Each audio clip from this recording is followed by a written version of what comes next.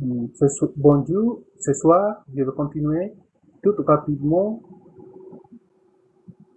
la lecture de Homo Academicus de Pierre de Bourdieu. Bien, je sais que je suis l'unique con qui fait ces choses dans le monde entier. C'est très important pour moi. Je vais commencer. Peut-être c'est une forme de pratiquer le français, la langue française. Je ne sais pas bien si je parlais très bien, très, très fort, mauvais, c'est quelque chose de similaire. Je vais commencer. Bien. Et le présent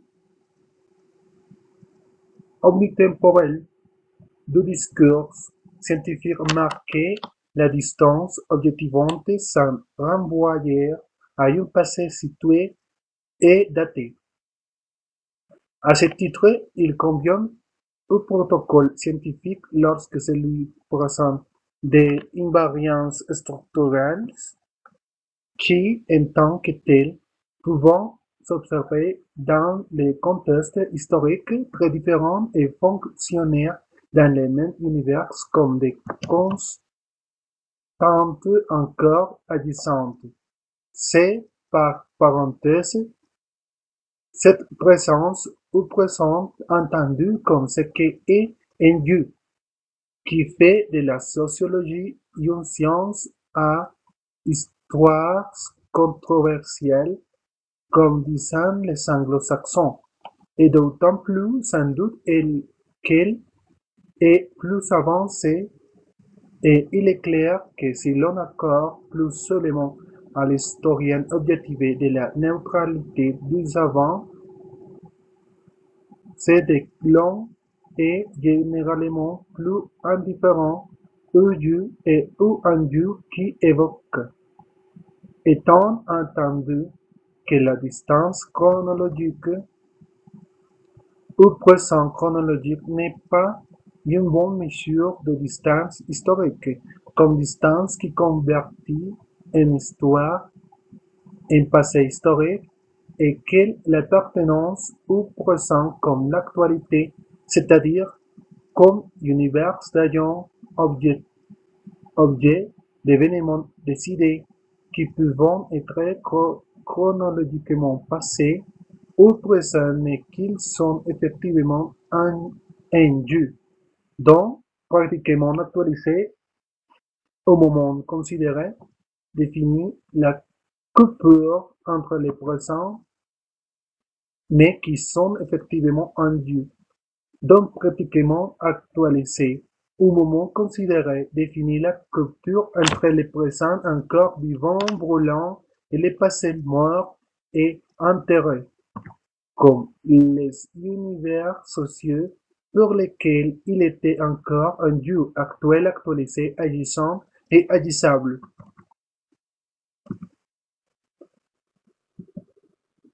Ainsi, le présent semble d'imposer pour décret tous les mécanismes ou les processeurs qui, par-delà les changements appar- appar- pardon? Pardon. Les changements apparents en matière de vocabulaire notamment précédent, au lieu de doyen, ou R, ou ER, au lieu de faculté, etc., font encore partie du présent historique parce qu'ils exercent toujours les effets et pour aller à la limite, et il est certain que l'on pourra dire au présent le principe de clarification cher à Thomas d'Aquin aussi longtemps que dans le temps immobile de la vie universitaire, les dissertations et tant d'autres formes de discours s'organiseront selon les divisions de les subdivisions triadiques de leur pensée scolastique. Il n'est pas jusqu'un modèle antihistorique de l'événement historique par excellence, la crise comme synchronisation des temps sociaux différents qui ne puissent se créer au présent omnitemporel en tant qu'accomplissement unique d'une série de faits omnitemporels dont la conjonction produit une conjoncture historique. Le présent veut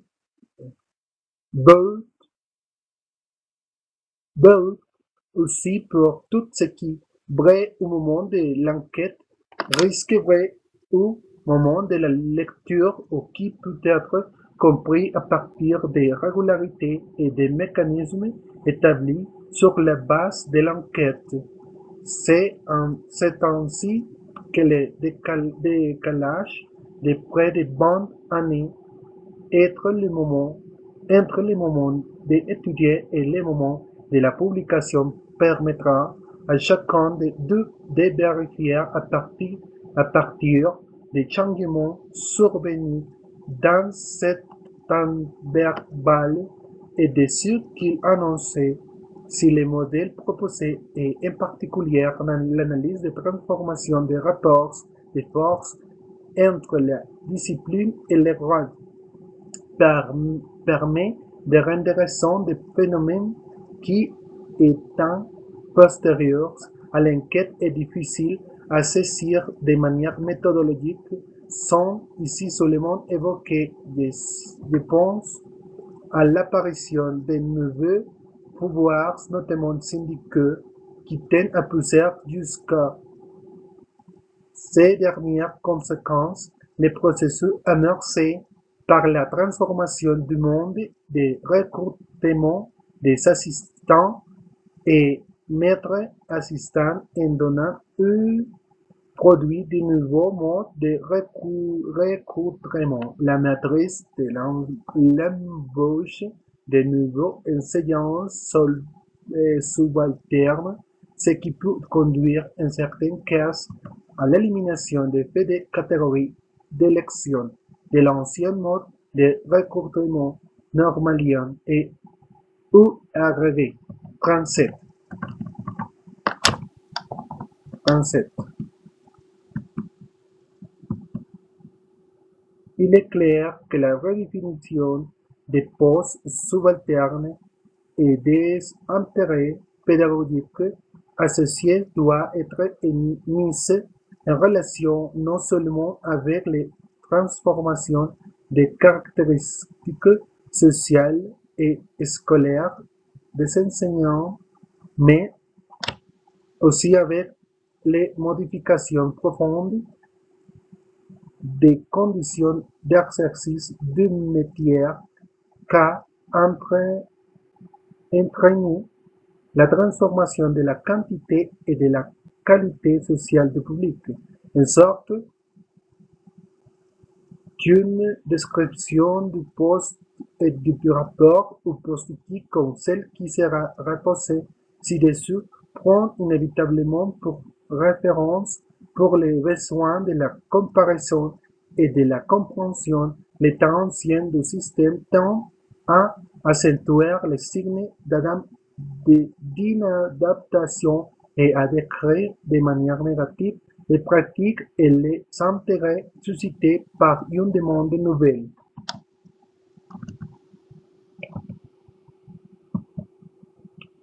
Et comment ne pas voir que la contradiction entre les nouveaux modes de recrutement et l'ancien mode d'avancement dans les carrières qui gardaient du passé qu'ils visent à maintenir tant enferme dans des positions subalternes les produits de nouveaux modes de recrutement et au principe de nombre de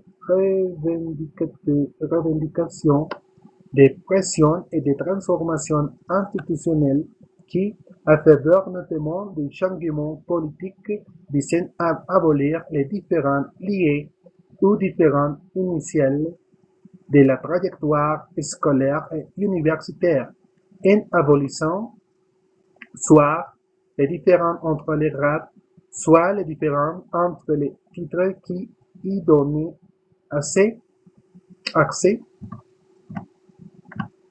Il faudrait pour finir rassembler toutes les mises en garde contre les mauvaises lectures qu'enfermaient ces analyses et en même temps de les spécifier jusqu'à les convertir en réponse ad hoc, c'est-à-dire en plus d'un cas en argument ad personam. Tout permet en effet de supposer que la lecture de la restitution scientifique des variations et des invariances variera comme l'expérience de l'histoire réelle selon la relation du lecteur au passé et au présent de l'institution universitaire.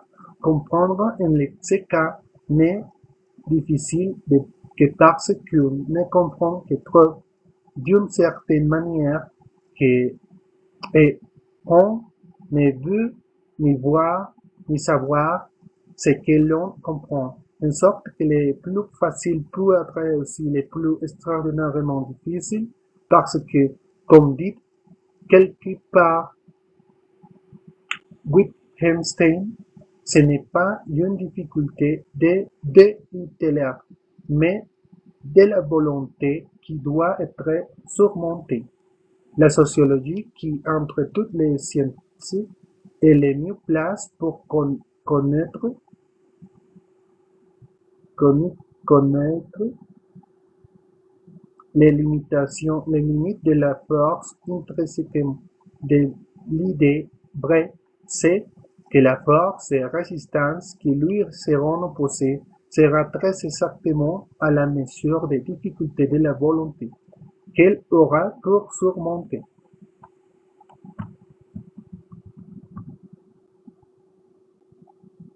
C'est le fin du chapitre 1.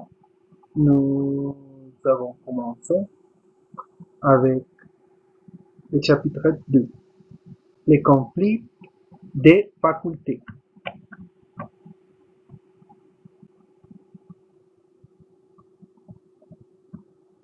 Attendez un moment. Attendez un moment.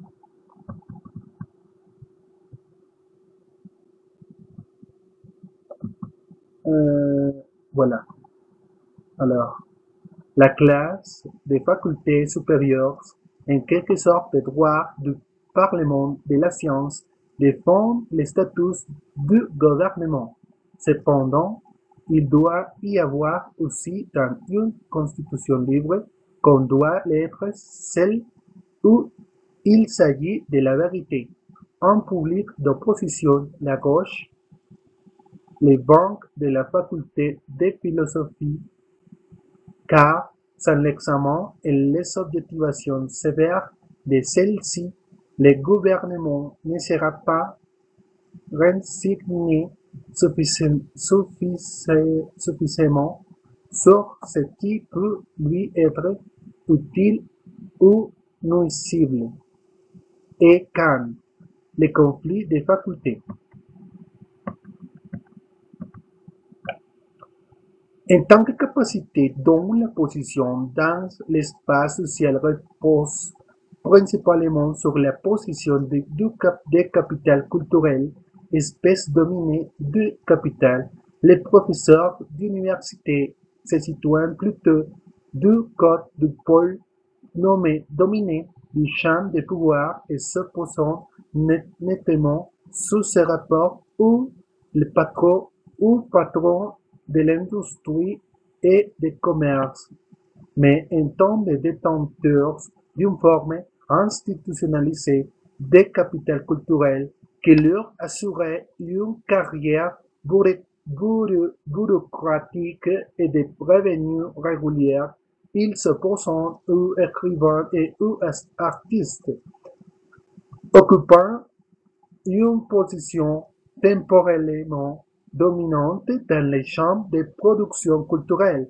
Ils se distinguent de ce fait à des degrés divers selon les facultés des occupants de les secteurs les moins institutionnalisés et les plus hérétiques de ces champs, et notamment des écrivains et des artistes que l'on appelait libres ou freelance par l'opposition à ceux qui appartiennent à l'université. 1. Sur la structure des champs de pouvoir comme espace des positions de pouvoir occupées sur la base d'espèces différentes de capital par les différentes fractions de la classe dominante avec un pôle, les fractions économiquement dominées et culturellement dominantes, artistes, intellectuels, professeurs de lettres et de sciences, et à l'autre pôle, les fractions économiquement dominantes et culturellement dominées, dirigeants ou cadres des secteurs publics et privés, voire Pierre Bourdieu, la distinction Paris est de minuit 1979, pp. 372, 62, 300,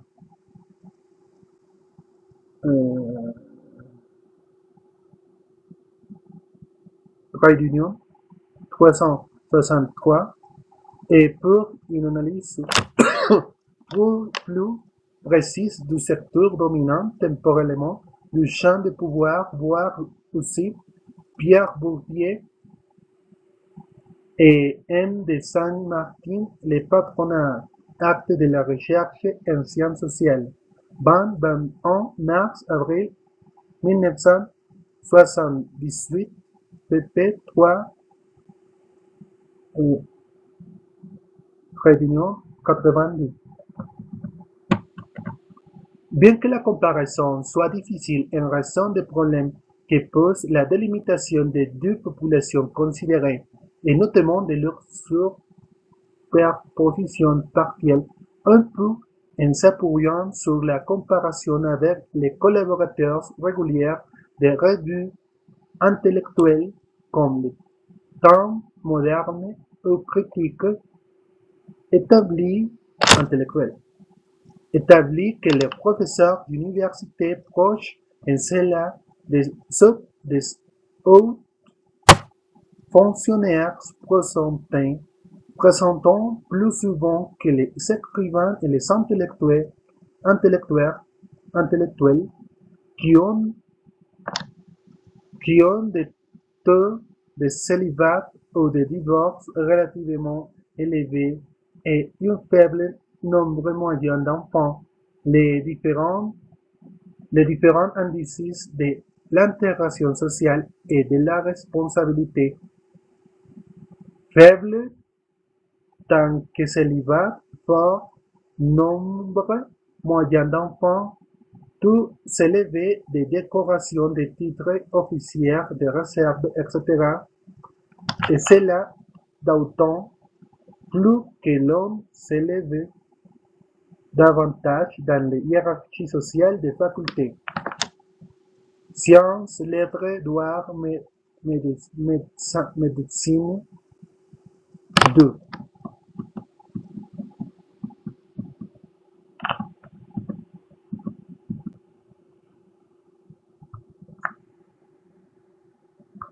Tout permet de supposer que les cultures entre les universitaires et les écrivains ou les intellectuels libres est sans doute moins marquée que dans les traits du guerre ou à la fin du XIXe siècle, du fait qu'elle s'est pour une partie rapportée au sein du champ universitaire à la suite des ouvertures de l'université à des professeurs écrivains ou à des professeurs journalistes, à la faveur de l'accroissement du corps professoral lié à l'expansion de la population étudiante et des changements corrélatifs des procédures de recrutement, d'une histoire structurelle et une sociologie comparée du champ universitaire devrait s'attacher particulièrement à ces variations selon les moments et les sociétés, de la distance sociale entre les deux champs, qui, qui peut se mesurer à différents indices comme le nombre de passages d'un champ à l'autre et la fréquence de l'occupation simultanée de positions dans l'un et l'autre champ, l'écart social sur les rapports de l'origine sociale scolaire, etc. Entre les deux populations, la fréquence des rencontres institutionnalisées ou non, et des effets sociaux qui peuvent être rattachés dans deux champs à ces variations.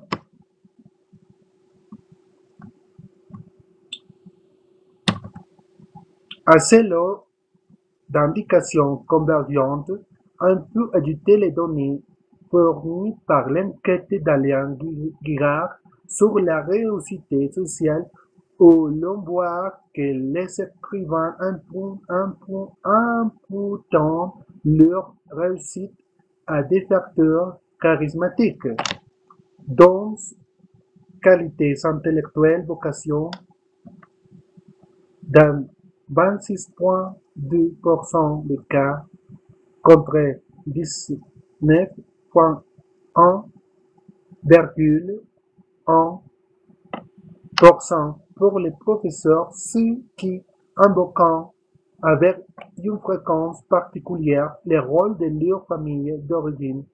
11,8 contre 7,5% de leurs maîtres 9,1 contre 4,4% et de leurs épouses 1,7 contre 0,3%.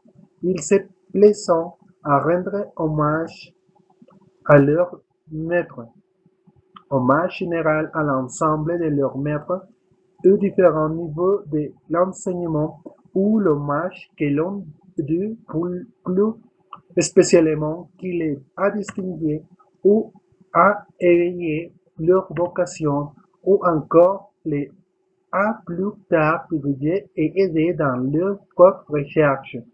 Un sentiment de gratitude et parfois presque de vénération ou de ferveur à l'égard de leurs maîtres perce souvent à la lecture de leurs réponses. Dans le même état d'esprit, ils reconnaissent aussi plus souvent que d'autres influences de leur famille qui leur a donné dès l'enfance le respect des qualités intellectuelles ou morales qui a facilité l'accomplissement de leur carrière. Ils ne sont pas insensibles au sentiment d'avoir œuvré à une vocation et enfin plus souvent que beaucoup d'autres, ils évoquent l'entente qui règne au sein de leur ménage et les soutiens qu'ils ont toujours rencontrés auprès de leurs femmes. À Girard, la réussite sociale en France se caractérise selon ses effets. Paris, PUF, 1961, pp. 158, trait d'union 159. 3. Personne plus que moi n'a conscience de l'insuffisance des bases statistiques de cette comparaison. Mais il me semble que, en ce cas comme en d'autres, la nécessité de prendre en compte tout ce qui l'univers analysé peut devoir à sa position dans un espace englobant s'imposer de manière impérative et qu'il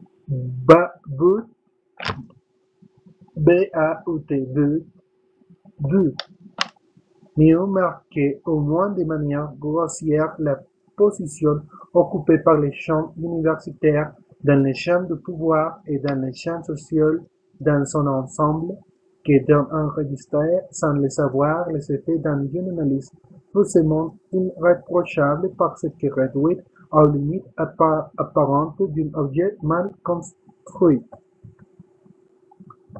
En fait, plus que des indices d'intégration sociale et de l'adhésion à l'ordre dominant, il faut prendre en compte des indicateurs de la distance, variables selon les sociétés et les moments, entre les champs universitaires et d'une part les champs de pouvoir économique ou politique et d'autre part les champs intellectuels.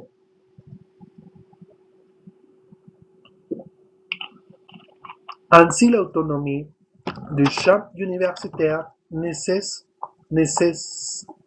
de croître au cours du XIXe siècle, comme le montre Christophe Charles, le professeur d'enseignement supérieur, s'éloigné d'une table directement nommée par le pouvoir politique et engagé dans la politique qu'il était dans la première moitié du siècle pour devenir un maître sélectionné et spécialisé, coupé du milieu des notables par une activité professionnelle incomparable avec la vie politique et animé d'un idéal proprement universitaire. Parallèlement, il tend à prendre ses distances avec les champs intellectuels comme on le voit bien dans le cas des professeurs de littérature française, Lanson notamment, qui, en se professionnalisant et en se dotant d'une méthodologie spécifique, tendant à rompre avec les traditions mondaines de la critique. Il faut toutefois se garder de pousser trop loin la comparaison, destinée seulement à fixer une position entre la population de professeurs prise dans son ensemble et telle ou telle autre fraction de la classe dominante. En effet, comme les champs des institutions d'enseignement supérieur, c'est-à-dire l'ensemble des facultés et des grandes écoles dont les structures reproduire dans la logique proprement scolaire, les structures du champ du pouvoir ou, si l'on préférait, les oppositions entre les fractions des classes dominantes auxquelles il introduit les professeurs de différentes facultés se distribuent entre les pôles du pouvoir économique et politique et les pôles du prestige culturel, selon les mêmes principes que les différentes fractions de la classe dominante. On voit en effet croître la fréquence des propriétés les plus caractéristiques des fractions dominantes de la classe dominante à mesure que l'on va des facultés de sciences aux facultés de lettres, de celles-ci aux facultés de droit et de médecine, tandis que la position des marques directives distinctives de l'excellence scolaire comme les nominations ou concours général tend à varier en raison inverse de la hiérarchie sociale des facultés. En fait, tout semble indiquer que la dépendance à l'égard du champ de pouvoir politique ou économique varie dans la même sens, tandis que la dépendance à l'égard des normes propres au champ intellectuel, qui imposent surtout, depuis l'affaire Dreyfus, l'indépendance à l'égard des pouvoirs temporels et des prises de position politique d'une espèce tout à fait nouvelle, c'est-à-dire à la fois extérieure et critique, s'imposait surtout aux professeurs des facultés de lettres et des sciences humaines, mais de manière très inégale selon leur position dans cet espace. L'analyse statique dont les résultats sont présentés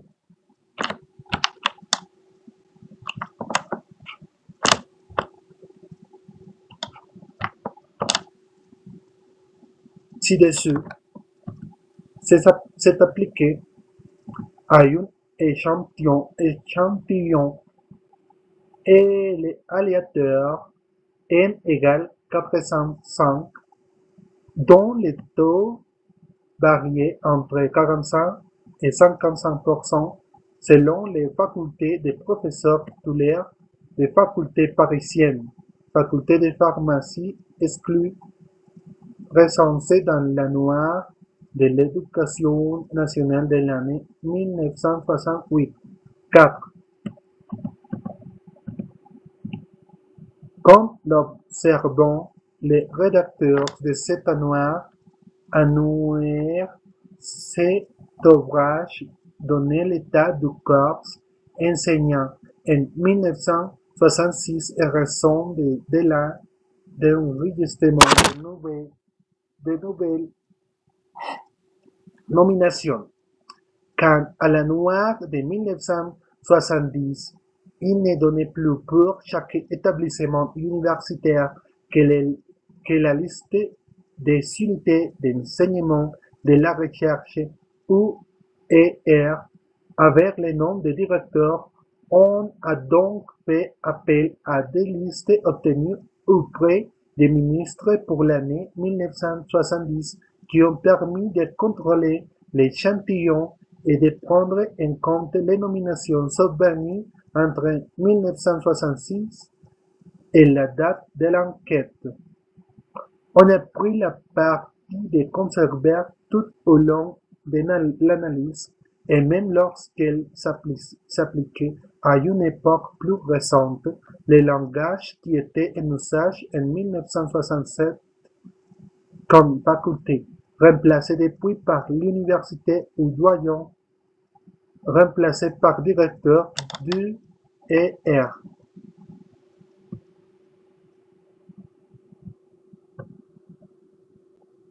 Bien que la recollection des données entreprise en 1967 en même temps qu'un ensemble d'entretiens approfondis avec des professeurs de sciences et de lettres, puis interrompus et été réalisé pour l'essentiel en 1971, on a voulu décrire l'état du champ universitaire à la vieille de 1968 pour les besoins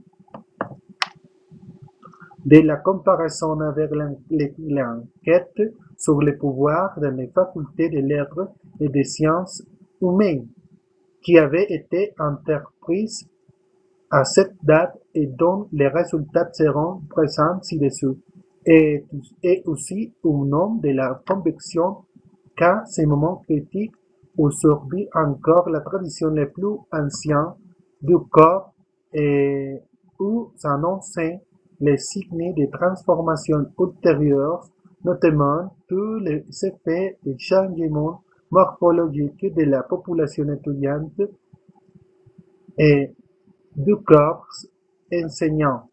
Il enfermait les principes, les principes et des réactions de différentes catégories de professeurs à la crise de mai 1968 et des limites de transformation institutionnelle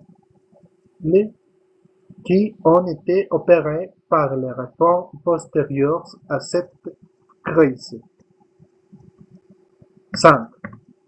La comparaison entre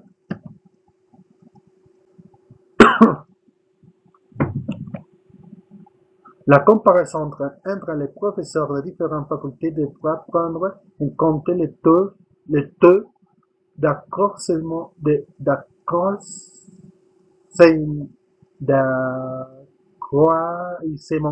populations d'enseignants et d'étudiants depuis les années 1950.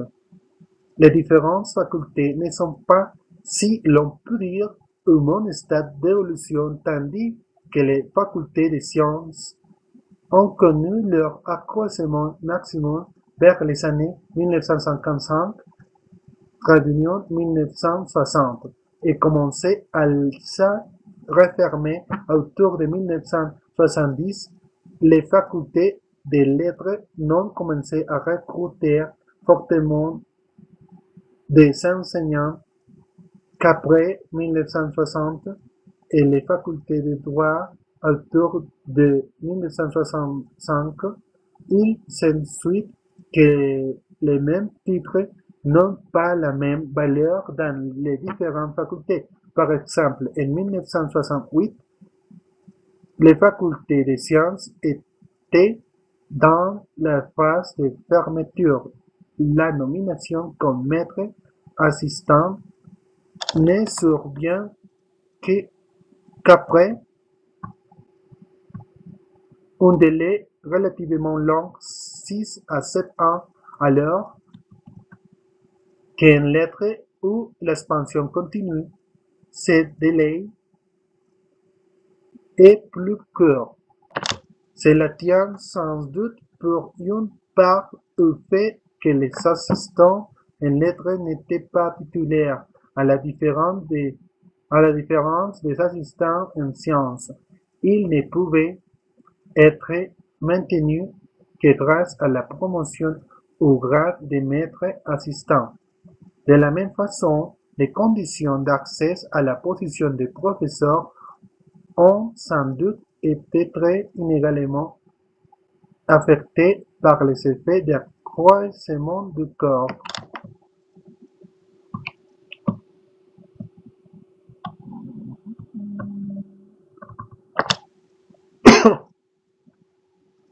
Pour réaliser cette sorte de prosopographie, les professeurs de faculté ont à rassembler pour chacun des professeurs de l'échantillon l'ensemble des informations fournies par les sources écrites et par différentes enquêtes déjà effectuées à d'autres fins, les plus souvent administratives avec notre collaboration.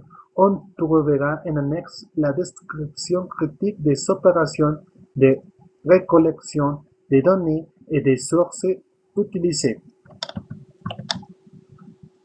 ou expressément réalisées par nous pour compléter ou vérifier les informations obtenues par d'autres sources intermédiaires approfondies et enquêtes téléphoniques auprès des professeurs de l'échantillon.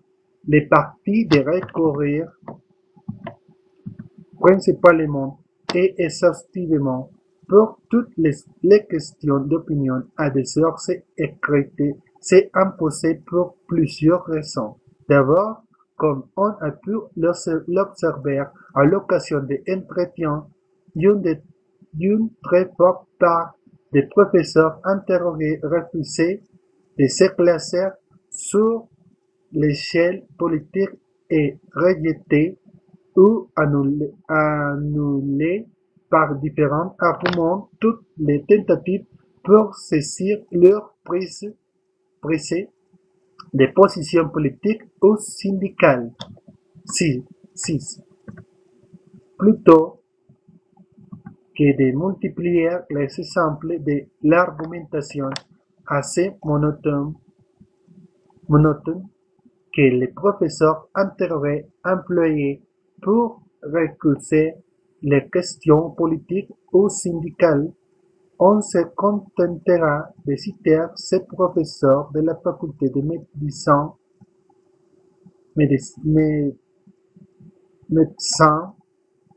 médecine qui énonçaient en toutes lettres les principes. Je vais vous dire que je crois que ce n'est pas une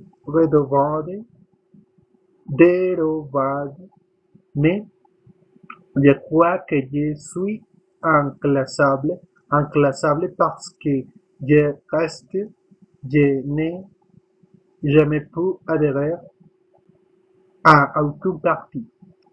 Vous savez, il y a une formule de Jean Guiton qui dit que Il y a des gens dont l'engagement est de ne pas engager, mais mieux ce que c'est en question du questionnaire, c'est cette réponse d'un professeur connu pour son appartenance au Parti communiste qu'il faut citer parce qu'elle introduit directement tout principe scientifique et éthique qui nous a conduit à ne retenir que les opinions politiques publiquement manifestées.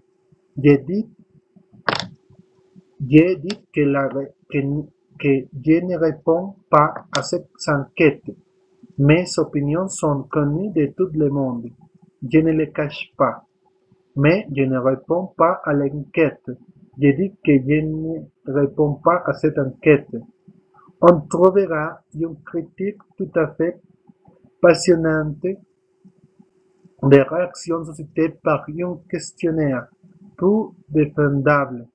Et c'est l'un et c'est un livre sur les professeurs américains dans l'ouvrage de Esland de File, New York, Heidelberg, Berlin, Springer, Berlin, 1981.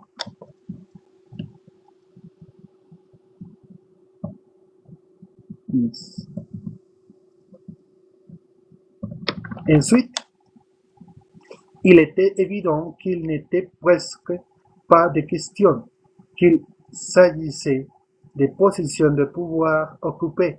Cet objet éminent de la contestation de 1968 ou de prise de position sur les réformes ou sur leur effet qui ne fut affecté par la relation d'enquête est perçu comme une mise en question dans le prolongement de la contestation de mandarine à laquelle plusieurs des professeurs interrogés faisaient spontanément allusion. Bref, pour échapper aussi complètement que possible aux distorsions, dissimulation et déformation et en même temps qu'à subcon ou à l'accusation de catalogage sectaire et d'inquisition policière que les sociologues et ces fichiers s'attirant d'ordinaire dans les milieux intellectuels et artistiques ont pris le parti de s'en tenir exclusivement aux informations publiques ou destinées à la publication.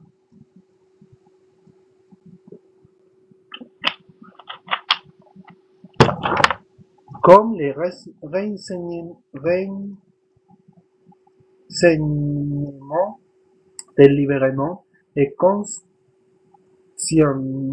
consciemment livrés à l'occasion de différentes enquêtes de vue de l'établissement danois des chercheurs ou d'écrivains auxquels nous avions été associés. Procédure d'autant plus nécessaire que l'on souhaitait pouvoir publier comme on l'avait fait pour d'autres milieux des diagrammes présentant de non-preuves. On a ainsi rassemblé tous les indicateurs pertinents. 1. Des principaux déterminants sociaux des chances d'accès aux positions occupées, c'est-à-dire les déterminants de la formation des habitudes et de la réussite scolaire, les capitales économiques et surtout les capitales culturelles et sociales héritées. L'origine sociale, profession du père, inscription ou routine mondaine, l'origine géographique, la région d'origine de la famille. 7. On a analysé pour les seules facultés de sciences et des médecins où l'on disposait de ces informations pour 58% et 97% de l'échantillon. Des informations plus détaillées sur la famille d'origine, diplômé du père, profession et diplômé de la mère, profession et diplômé de grand-père et grand-mère, paternelle et maternelle et sur la famille d'appartenance, profession et diplômé du conjoint. V. D. Des déterminants scolaires, qui sont la retraduction scolaire des précédents. Capital scolaire. L'établissement fréquenté, lycée public ou collège privé parisien ou provincial, etc. Et la réussite scolaire, concours général, pendant les études secondaires, l'établissement fréquenté pendant les études supérieures, Paris, province étrangère et des titres obtenus. 8. Seule une partie des informations recueillies sur ces points a pu être utilisée dans l'étude comparative des professeurs de différentes facultés. Dans les cours, les concours, les examens, les titres sont profondément incomparables et ne pouvant être qu'à des comparaisons à l'intérieur de chaque faculté. Par exemple, être les disciplines, bien que ces comparaisons soient elles-mêmes rendues difficiles, en beaucoup de cas par l'incomparabilité relative des disciplines et aussi par l'exiguïté des populations concernées. Parmi les données non utilisées, on peut mentionner par exemple pour les lettres et les sciences les lieux de préparation de concours, de l'ENS ou de la licence, le nombre d'années de préparation de concours de licence, le rang d'entrée, l'âge à la rédaction, l'âge d'assistant au professorat, à la thèse de doctorat, etc.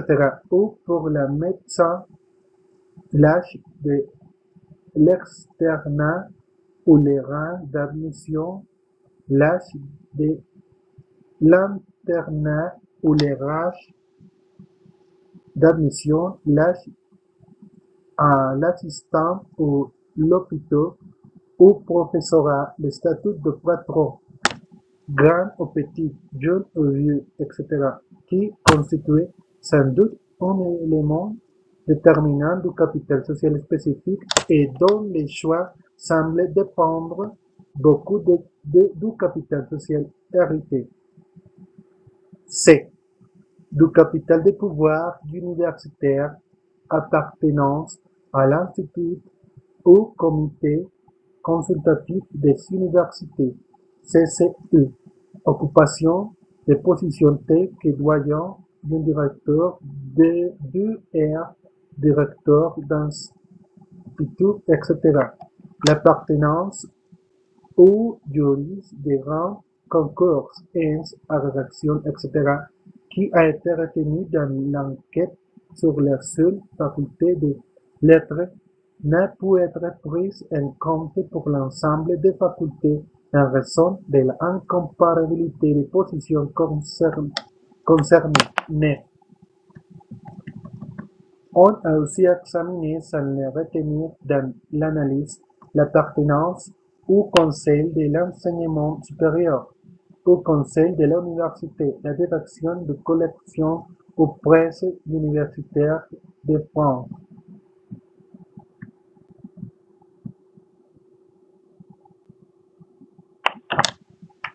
D. D.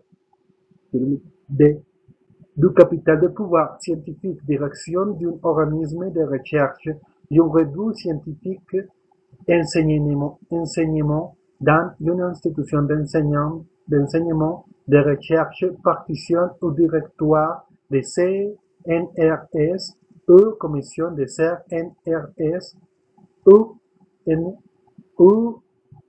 Conseil supérieur de la recherche scientifique. Et E. Du capital de prestige scientifique appartenance à l'Institut distinctif scientifique, traduction en langue étrangère, partition et de colloques internationaux, le nombre de mentions dans les citations index pour les trop fluctuant selon la faculté ne peut être retenu non plus que la direction de revues ou de collections scientifiques. 10. On a aussi examiné l'appartenance à des académies étrangères, les doctorats honoris causa, et pour les facultés de lettres, le nombre d'ouvrages et d'articles publiés. On a dû renoncer à un indice aussi simple et apparence que le nombre d'articles ou d'ouvrages publiés, pour éviter de comparer l'incomparable et en ignorant les différences qui séparent dans leur objet, leur méthode, leurs résultats, les produits des différentes catégories de producteurs selon la génération, la faculté, la discipline, etc. F. Du capital de notoriété intellectuelle appartenance à l'Académie française et mention dans les Larousse, apparition à la télévision, collaboration à des quotidiens, des hebdomadaires ou des revues intellectuelles, publication, une collection de poches, appartenance au comité de rédaction de revues intellectuelles. 11. On n'a pas pu obtenir les prix intellectuels extrêmement nombreux et disparates qui ne pouvaient être codés adéquatement sans une étude préalable. G. Du capital de pouvoir politique ou économique, inscription au who's who, appartenance à des cabinets ministériels ou commissions du plan, enseignement dans les écoles de pouvoir, décoration diverses. 12. On n'a pas pu retenir l'appartenance au Conseil économique et social trop rare. Et H. Des dispositions politiques ou sans large participation au colloque de Caen et dernière signature de pétitions diverses. Distanciation et adhésion.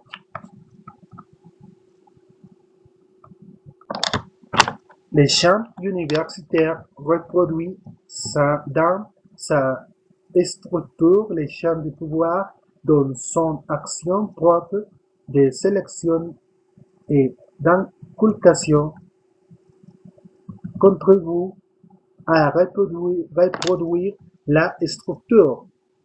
C'est en effet par son fonctionnement et dans l'espace de différence entre des positions et du même corps entre les dispositions et leurs occupants que s'accomplit en dehors de toute intervention des conséquences et des volontés individuelles ou collectives la reproduction de l'espace des positions différentes qui sont constitutifs du champ du pouvoir. 13.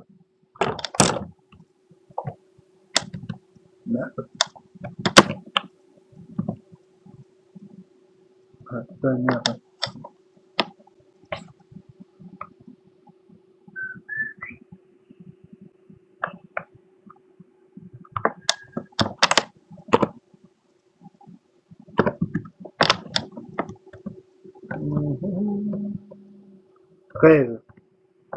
La structure des différentes institutions d'enseignement supérieur distribuées selon les caractéristiques sociales et scolaires des étudiants ou des élèves qu'elles accueillent correspond très exactement, dans tous les cas où la vérification est possible, à la structure des mêmes institutions distribuées selon les caractéristiques sociales et scolaires des professeurs.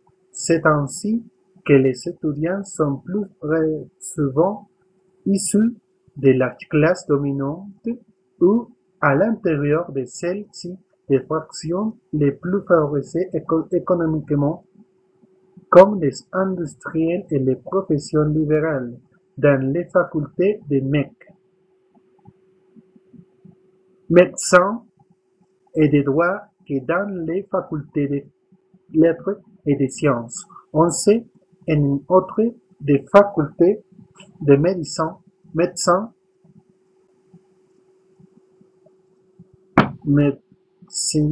médecins et des droits conduisant à des professions de rang plus élevées dans la hiérarchie économique que les facultés de sciences et de lettres dont les produits sont pour une bonne part buts et l'enseignement. On pourrait tirer des riches commentaires épistémologiques et sociologiques du fait qu'il suffit de substituer l'ordre sociologique, c'est-à-dire IUT, sciences, lettres, droit, médecine, pharmacie, à l'ordre habituellement adopté dans les statistiques officielles.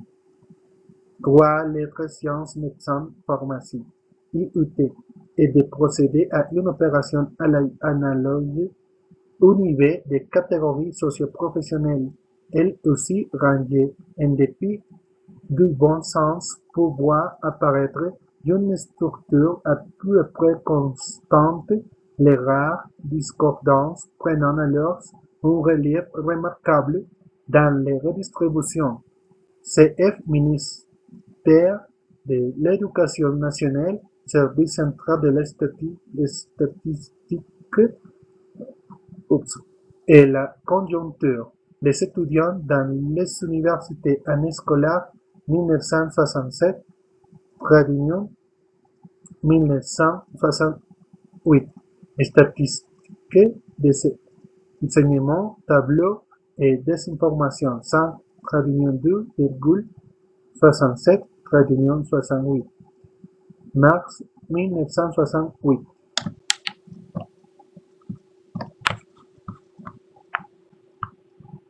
Je pense que je dois arrêter dans ce moment et pour le moment je vais faire votre lecture. Merci à tous pour voir, pour c'est tout.